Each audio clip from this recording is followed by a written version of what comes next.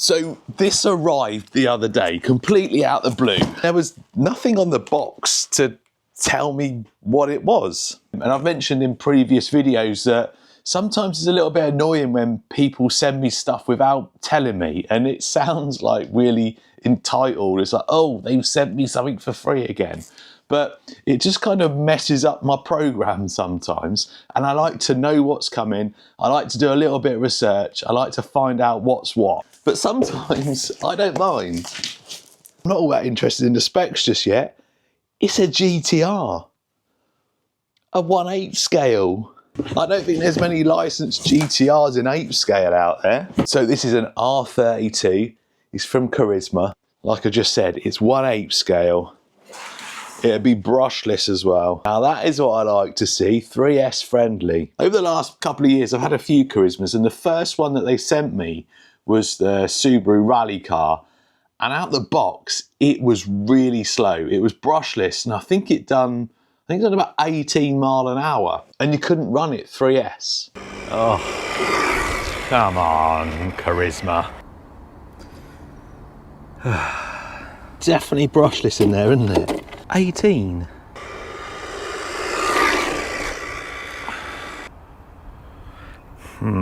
Before that was a 959 that I've had one before, but it wasn't one that I reviewed or anything. And again, I don't think they were that fast. Then they brought out the Quattro S1, and I think you might have been able to run that 3S, but they'd updated the electronics again. I'm gonna have to double check, but I think they might have updated the electronics again on this one. And they've definitely geared it different, because this one's on road rather than a rally car. Ugh, still using this giant plasticky, horrible feeling transmitter. It looks like something from the 90s. Got throttle trim, steering trim, the function key, and I think that does maybe your steering dual rate or something, but horrible transmitter. Please, Carisma, please update this and make it a little bit more ergonomic and not as big and plasticky. Put a bit of foam on the wheel. Yeah. Oh, there's that classic back end there. Oh. Oh, dirt tyres and better looking wheels for the S1 Quattro. Yes. So this came with like tarmac rally tyres and wheels that didn't match the car. So now some 5-spoke wheels with dirt tyres. I'm gonna have to get a battery charge and go and have a play, I think.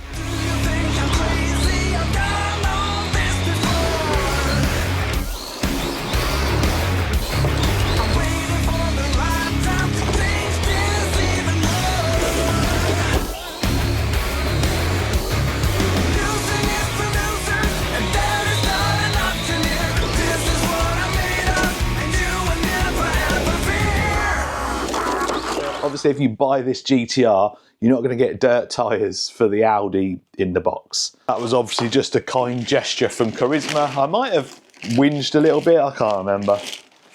Knowing me, I probably did.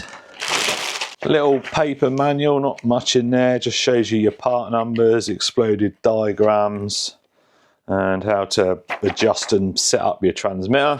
Stuff on the ESC, and I guess that's just the empty sticker sheet. There's a few bits of trim still on here. Let's have a look at this.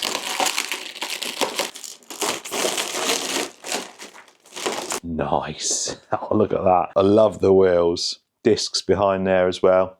No or rotors, as some as you might call them. No calipers though. That looks really nice.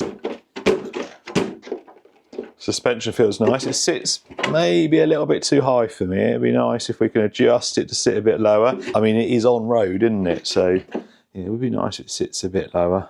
The wheels feel the arches quite nice on the rear. Got a little bit of a gap at the front. Probably come out a little bit more there just to fill them arches, but it's a nice looking car. Very nice looking car. Obviously it is just a Lexan body with stickers on the windows and stickers on the lights. So it's not ultra scale looking. Body posts. Oh man, what I just did with a body pin. I pulled it out from the body post and went straight across there. Oh man.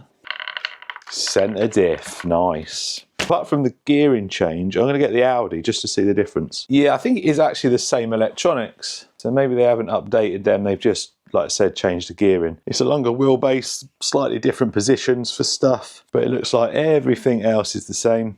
Oil shocks feel a little bit loose, but they are oil. Same at the rear. Non-adjustable camber and toe. Not sure on the specs for the servo. They're a little bit lacking in specs for quite a bit of stuff because the motor also just says sport tuned 2.0. Doesn't really say anything else. Got metal drive shafts that have metal diffs. Got these anti-roll bars here. It'd probably be alright on this one, but on the rally car they kept popping out because they're quite loose. Got a nice chassis, is like an FRP. I think it is FRP. So it's not metal. It's not plastic. I guess the best way to describe it is like a posh fiberglass. Skid plate up the front, skid plate at the rear, crosshead hardware, rear diffuser, top brace across there, big foam bumper, and that's about it really. Right, we've got 2S LiPo in there. We're going to see how fast it is in a minute. Turn on the giant transmitter there. Not bad. So that is your dual rate, your steering dual rate. So if I turn it all the way down, it just brings the steering, hardly any, and then we can whack it all the way up. Not the quickest steering, but I'm sure it'll be all right. Oh, it's quite loud. I don't think it's because it's not meshed well or anything. I just think it's loud. Right, it's raining outside at the moment, so there's no point trying to do a speed run in the rain, but we'll go and give it a quick blast around the workshop. So I tried to camouflage my scratch with a bit of paint. It's better than it was. Certainly loud. Yes.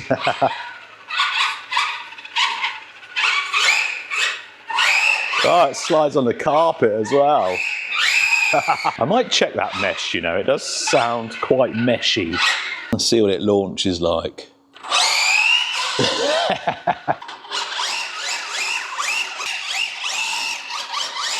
So fast on this carpet, I can't keep up with it.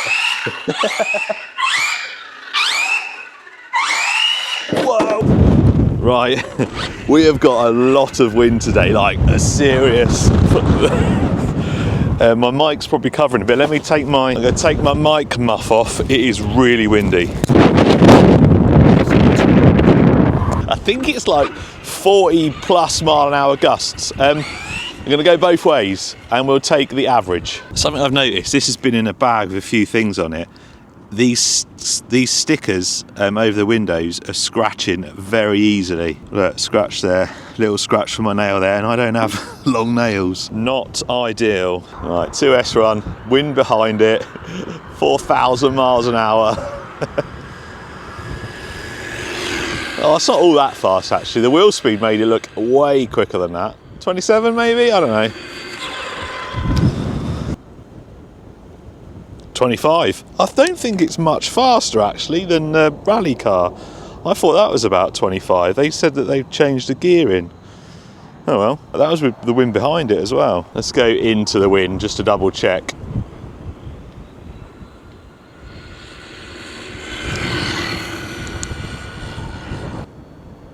Oh, 23, so 23, so what, 24 mile an hour if we average that out. Right, 3S.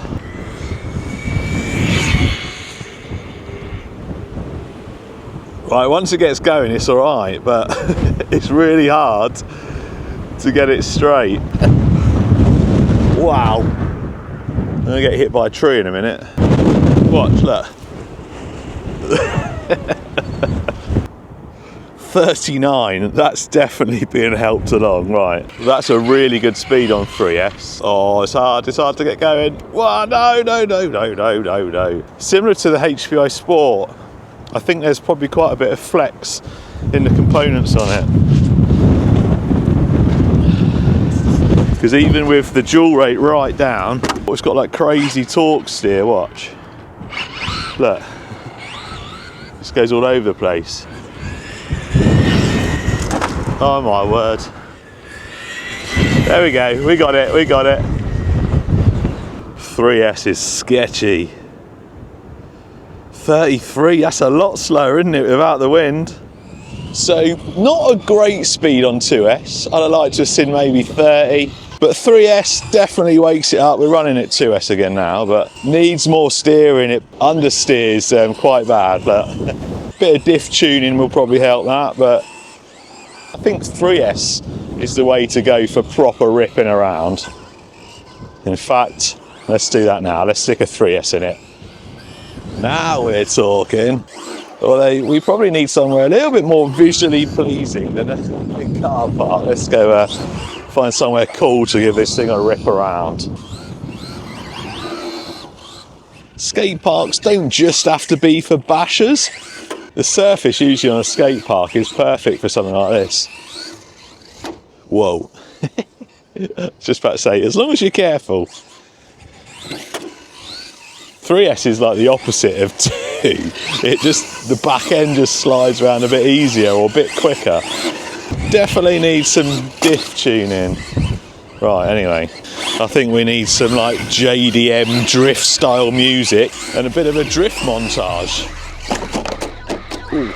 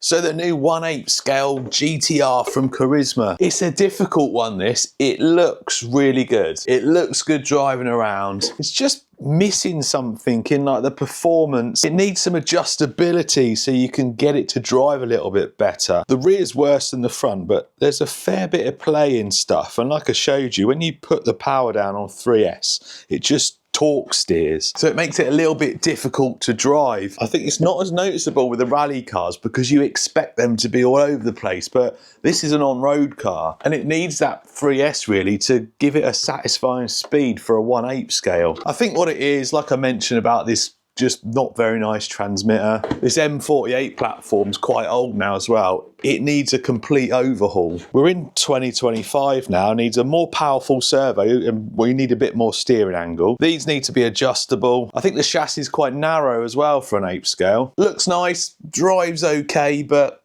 a little bit underwhelming.